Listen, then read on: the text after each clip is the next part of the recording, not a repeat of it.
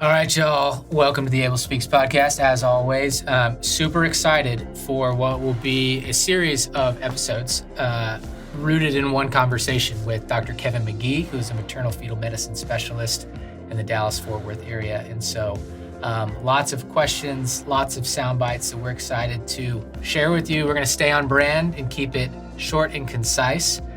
And so let this be kind of the kickoff intro episode to what will be a series of episodes with Dr. McGee. And so with no further ado, excited to introduce you to him now.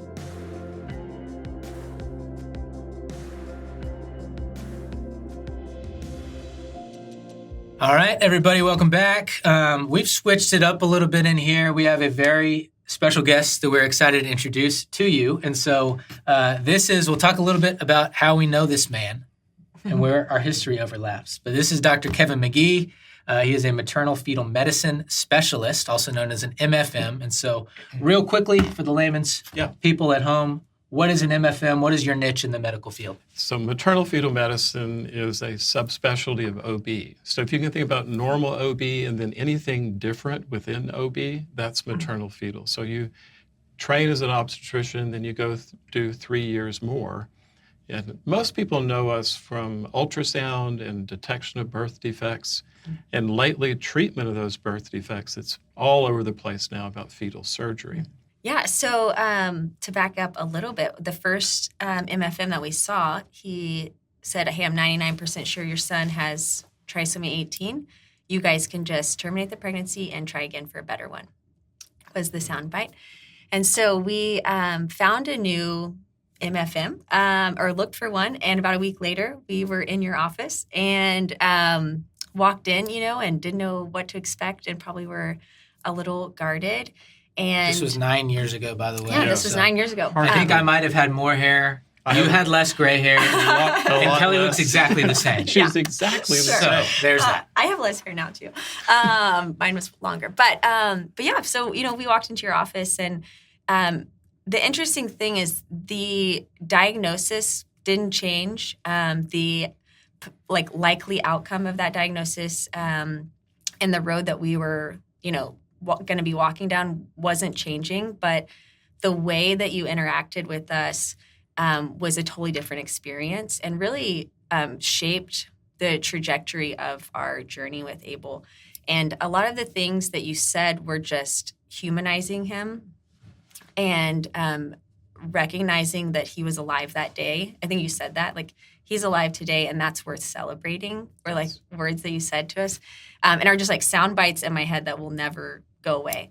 And really, you were the first person that encouraged us to celebrate him in the womb. And that really, truly changed the trajectory of our story. So many times families will say to us, I feel like you gave us permission to celebrate their life, even though it's different than we had hoped or expected. And really, that is traced all the way back to that ultrasound that you did with us, almost 9 years ago. Where did that come from? How did you come to engage with your patients and with these parents in the way that you do, as opposed to what is unfortunately a far more common experience, which is you probably just want to move on from this as soon as possible?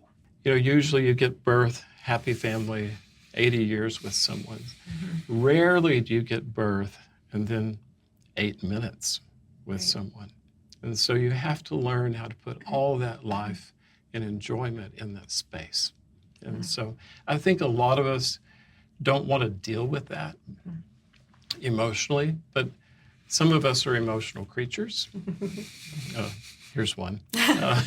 So there's always this mechanical side to us, but I think probably it came out of my upbringing in the church. You have to have faith. One of the senior members of the church, I would call her Sister Lois, she said, the moment you see someone pass away and you don't cry,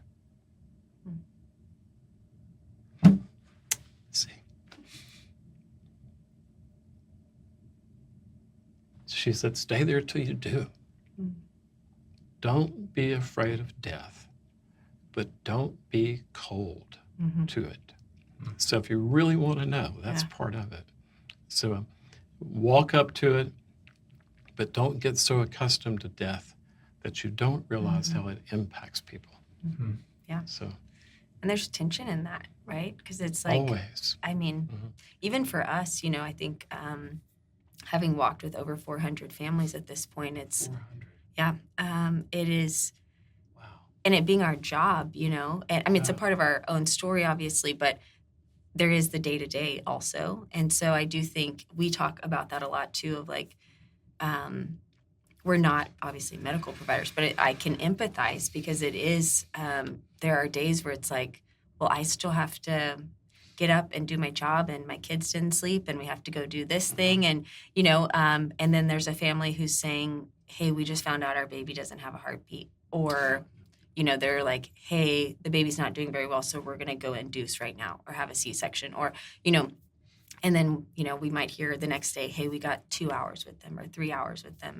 And so to like process that on such a regular basis while still trying to live your life there's a lot of tension in how do I acknowledge the life and the death, but also I can't let it can't like overtake or overcome us on a daily basis or we just can't function. It can be hard because it's much easier to Mhm. compartmentalize into Right. a process. Mm-hmm.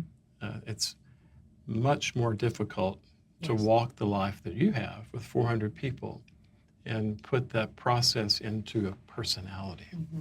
into Yeah. a person. Yeah. So that's what life is about, though. Mm-hmm. And the Yeah. most beautiful life usually ends in a beautiful passing. Mm.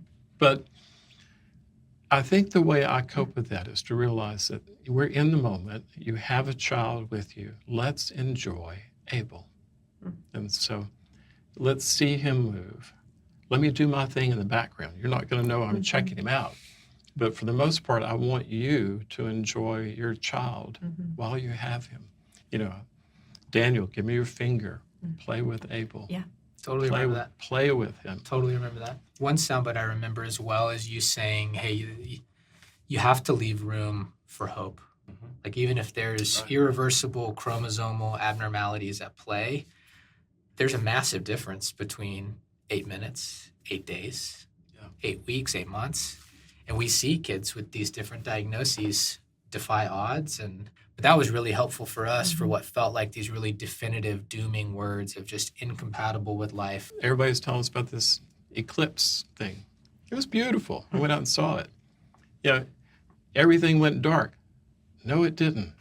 There was still a beautiful rim of light, hope there.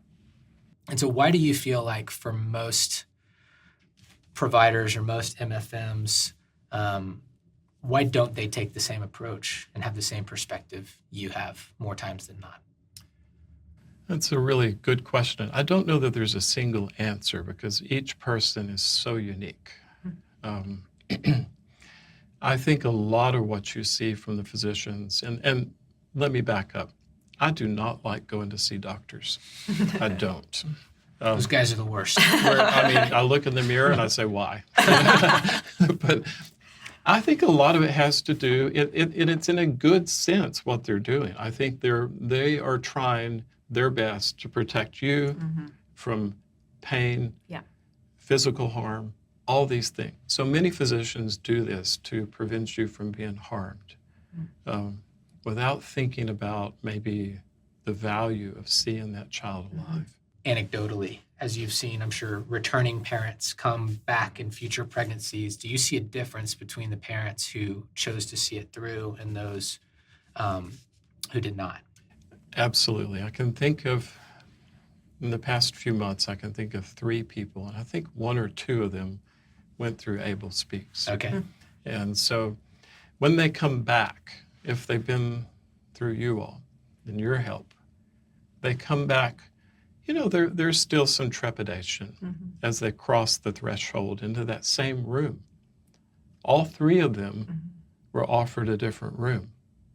All 3 chose the same room because they're not afraid. We know the future beyond death. And so I think a lot of people who have the faith to understand that and live that will actually have their faith enhanced by working with you all because you can go through these tragic things and still see the presence of God. Mm-hmm. Why do you feel confident referring patients, families to Abel Speaks, and what's the value you see kind of in our little world? Well, right away, I mean, so and I wonder if that's the same brown book on the table. Oh there. yeah, it is. This is the same one that Daniel had. There when it we, is. Yeah. When we were So taking it. Yeah. Whenever taking notes. when you were with me and we were evaluating Abel all those times, I'll just tell you. So, you were on the table. Daniel was over there very intently watching, but writing. And I thought, okay, I know this guy's a minister, but is he like working on the Sunday thing? And so I'm a control freak trying to do what I can only do. But eventually I began to realize, no, he is memorializing his son. Yeah. And so I think right away you notice that when you refer someone, like if I refer someone for, let's say, cancer, I'd really like to send the patient to a cancer physician who's been through it. So right away, you've been through it. So you know the pathway. You know all the landmines. But secondly, I know that you have the background, the spiritual integrity to walk with people. And I tell them all, your life and your life with your child will be short, but it'll be beautiful if you work with Abel Speaks.